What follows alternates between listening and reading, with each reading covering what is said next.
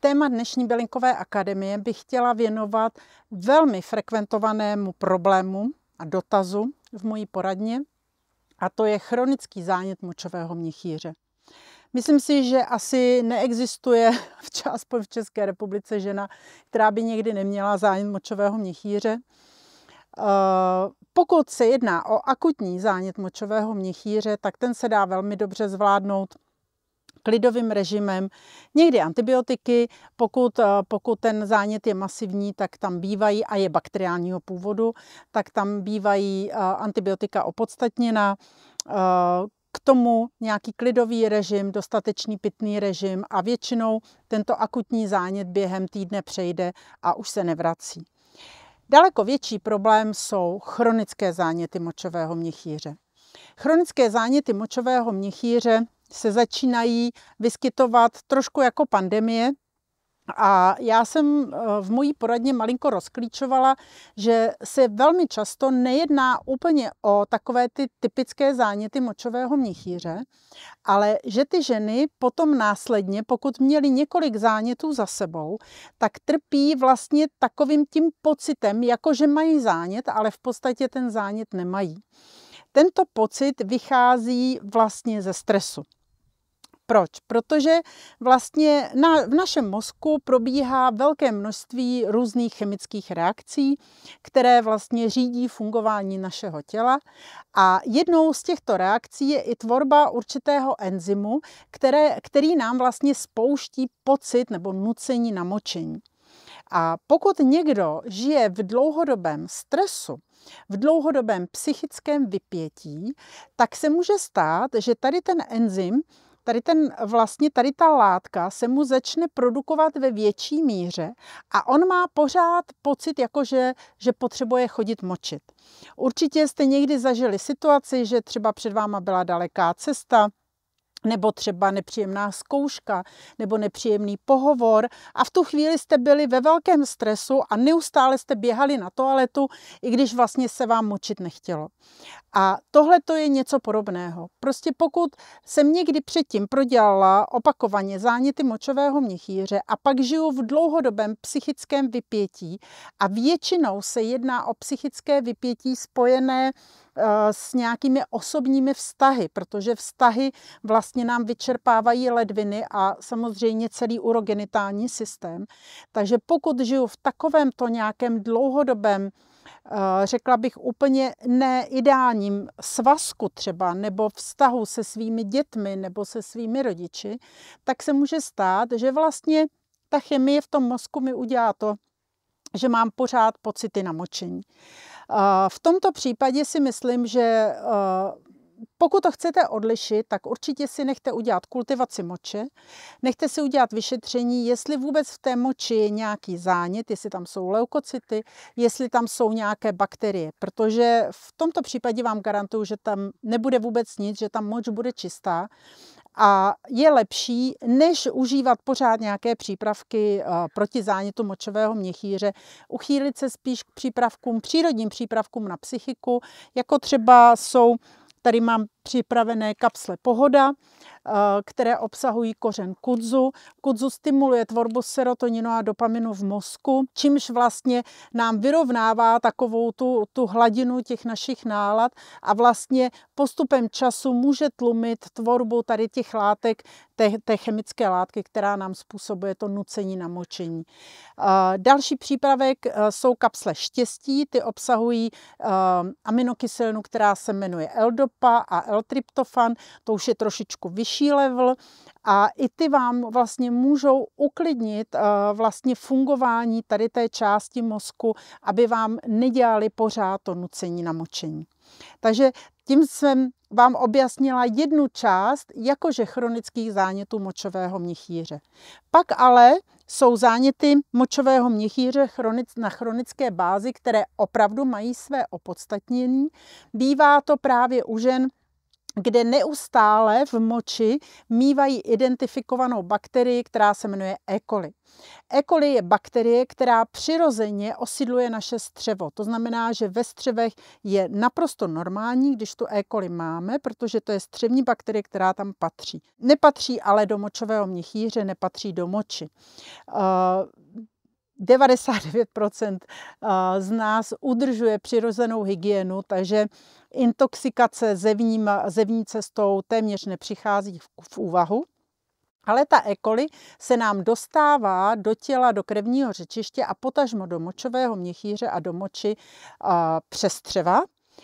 A to vnitřní cestou při takzvaném onemocnění nebo syndromu zvýšené propustnosti střev. Syndrom zvýšené propustnosti střev znamená, že naše střevní sliznice je dlouhodobě zatěžovaná.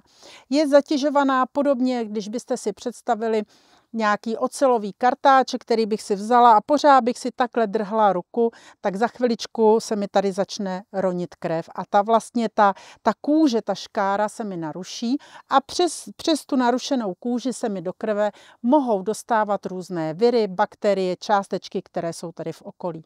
Stejným způsobem určitý kartáček do našeho těla jsou potraviny, které obsahují chemikálie. Jsou to různé druhy léků, ale je to i dlouhodobý stres. Tohle to všechno způsobuje dlouhodobé dráždění té střevní sliznice natolik, že ta střevní sliznice začne být víc propustná. Prostě se v ní vytvoří určité mikrotrhlinky, mikroprasklinky, které začnou propouštět do krevního oběhu látky, které tam nemají správně co dělat, které vlastně ta střevní bariéra měla zadržet.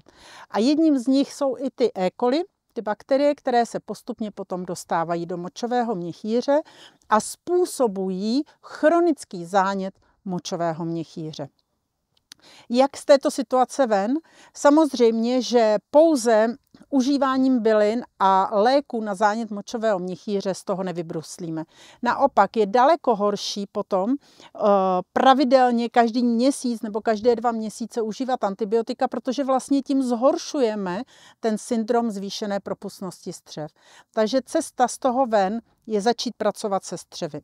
Primárně stravou. To znamená vynechat ze stravy vše, co nám může ty střeva dráždit.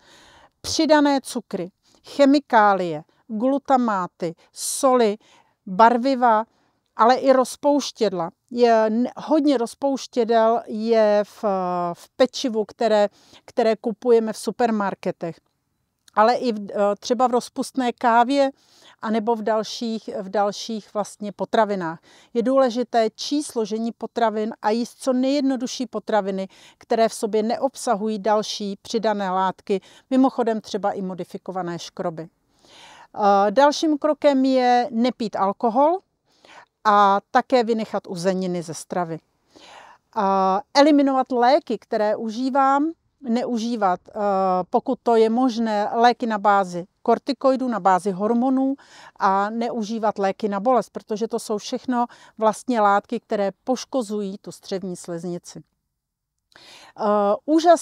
Úžasnou látkou, která dobře působí na zacelení toho střeva, je takzvaný butyrát. Butyrát je vlastně vynález českých lékařů a najdete ho obsažený v preparátu Multiserafin, kde mimo butyrátu je i extrakt z áloje, je tam extrakt z rakitníku. Obě dvě tady ty byliny umí zacelovat střevní sliznice a umí velmi dobře působit při syndromu zvýšené propustnosti střev. K tomu doporučuji užívat kapsle Velkakora. Velkakora působí velmi dobře na podporu imunity a působí dobře proti zánětu. Takže kombinace Multiserafinu s Velkakorou a při zvýšené propustnosti střev, kdy necítím nějaký problém v močovém měchýři, tak já osobně doporučuji užívat čaj od kyselení organismu. což je dvousložkový speciální čaj, který obsahuje čaj dopolední a odpolední. Ten dopolední působí játra, žlučník, slinivka, střeva, odpolední ledviny, lymfatický systém. Takže vlastně nám odkyseluje tělo a regeneruje tu střevní sliznici. Jestliže jste ale ve fázi, kdy cítíte močový měchýř, kdy cítíte problémy v oblasti močového měchýře, tak místo čaje na odkyselení organismu doporučuji čaj močový měchýř střídat s čajem imunita. Tady ty dva čajíky se střídají pod ní, jeden den ten, druhý den ten. K tomu už, jak jsem říkala, multiserafin kapsle a kapsle Vilcacora. Jestliže ten problém opravdu vnímáte hodně, tak ještě k celé léčbě můžete přidat tinkturu z pupenu z lichořeřišnice. Lichořeřišnice je skvělá bylina. Velmi dobře působí na záněty nejenom močového měchýře, ale i záněty gynekologické, záněty horních cest dýchacích při chřipce. Ale v tuto chvíli, pokud trpíte chronickými záněty močového měchýře, nejčastěji spojené se zvýšenou propustností střev, tak samostatná lichořeřišnice nezapůsobí. Vždy tam potřebujeme dát něco na střeva a vždy potřebujeme dát odpovídající čaj. Takže při akutním problému močový měchýř, imunita, pokud není akutní problém a chci to řešit do budoucna, tak čaj od kyselení. Tak věřím, že jsem vám objasnila problémy s chronickým zánětem močového měchýře a že vás tady ten problém už nepůjde potkávat.